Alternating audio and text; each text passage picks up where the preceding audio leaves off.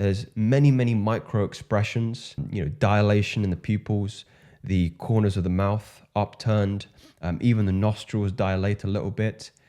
There is a certain question that once you can answer yes to, and I don't mean a searching yes in the sense that you're unsure of that response, that once you are sure of that response, you fully understand the benefits of sexual alchemy. Here's the question. Are you the same person that you are in public as you are in private? It's quite a question.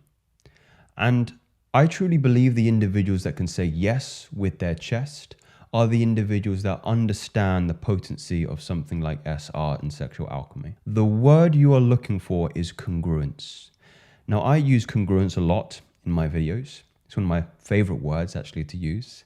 Congruence means consistency, and it means being in alignment of the truth of your character, right?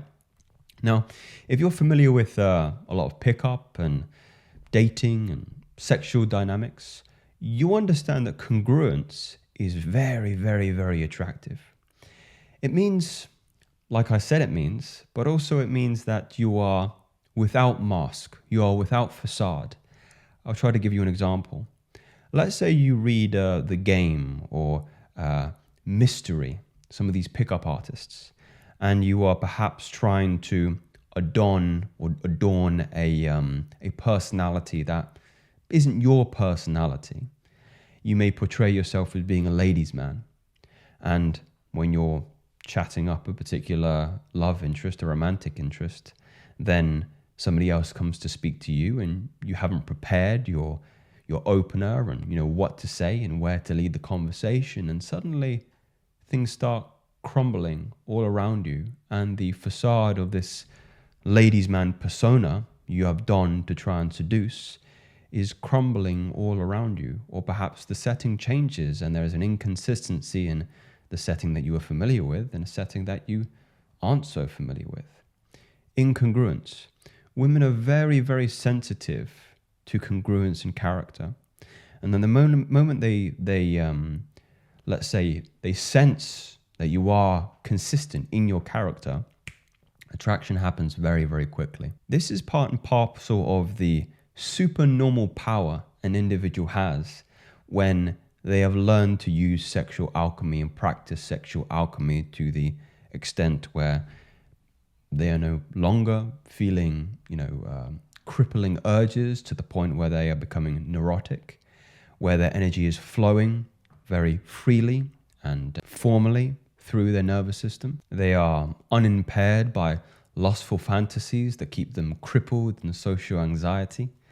I think the strongest maybe definition or analogy I can draw is you go back to that early and innocent whimsy of a child. You remember when you were in, we call it primary school here in the UK, like years 4 and 5, where you just played. You weren't neurotic, you weren't in your head, you were more in your body. You were very, very present, right?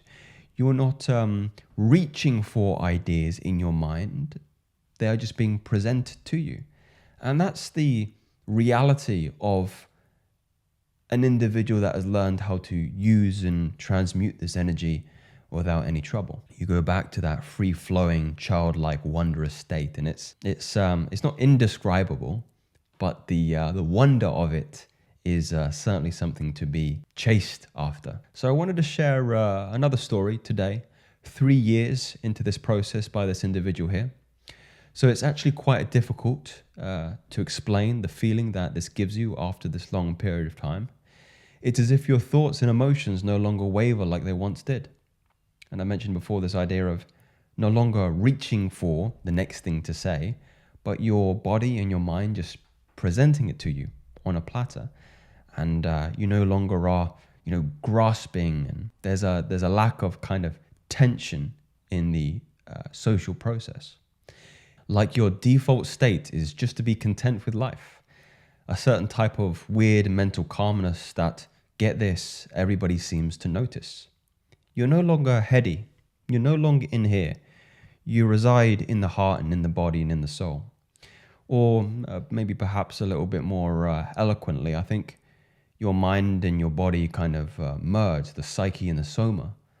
And that unity, that state of yoga, just allows you to get into flow states with far more ease. People want your attention. They want to talk to you. You have no ulterior motive. You're just living in the now. You're living in the present. They want to be around you, and they miss you when you're gone and are happy when you arrive. Maybe it's the energy or vibe we radiate, all from doing something so simple but so disciplined. So many will not believe that this is all from that, especially the female attraction element. I've said it before and I'll say it again. When you truly and genuinely have no lust for women, when you actually don't want them, they want you. Talking from experience on the topic can come across as arrogant, so let me just say this. The attention from women is not normal. Two people like each other. It's almost as if some women become hypnotized. It all seems very animalistic, but the stories of attention are very, very true. Now, I've always felt that I walk a line that is between the skeptic and between the esoteric, and I think I take a very mature approach on it. So allow me this opportunity to kind of expand and expound upon perhaps the nuances between that. Are there circumstances which you can't help but laugh at? Yeah. Orbiting is one, happens very, very frequently, and orbiting is a phenomenon that happens whereby individuals are just in your, I wouldn't say personal space, but between 3 to 5 meters away from you. And you can tell somebody's orbiting you by changing your location in the environment, and not 2-3 minutes will go by and they will be back in that orbit. In addition to that is people trying to get in your eye line. So as well as orbiting, trying to place themselves in your immediate field of vision is another. I think the part that frustrates me, and I'm sure you would equally agree in your frustration, is many people make it sound like women are approaching you on the streets, are writing their numbers down and giving it to you, or stuffing it into your hand or your bag, are staring you down and twirling their hair and, playing with their necklaces for 5 to 10 minutes straight. Look, the latter one, some of that can happen, but certainly not in excess. Orbiting and individuals putting themselves in your field of vision, yes. General choosing signals like that, of course, but I think more often than not, the reality of female attraction, at least in my experience, is interactions where you can just tell through looking in the eyes. And I know that might sound silly, but one of the ways that you can tell is just a good, whimsical conversation that has some levity to it. It's playful, it's light, it's not serious. And, if you're conversating with somebody in that manner, you're having a lot of eye contact. There's many, many micro expressions, dilation in the pupils, the corners of the mouth upturned, even the nostrils dilate a little bit, whereby your intuition tells you that if you wanted to take the lead on this particular social interaction, that they would be in your frame, so to speak. Meaning if you were to suggest something or lead it or move it in a direction, they would yield to that instigation. And that's where I feel the mature middle path is between some of these really embellished stories on attraction and ones that are more consistent with a real element of attraction. It doesn't matter, well, I'm not going to go into detail into the reasoning behind it happens, but the outcome and the real life circumstances are more consistent with the way that I have described to you, at least in my personal experience. But, I'd be happy to have people share them below as long as they don't embellish too much, okay? I used to think seeing and experiencing synchronicities were strange, odd occurrences and coincidences that are so perfectly timed, the probability of them happening should be near impossible.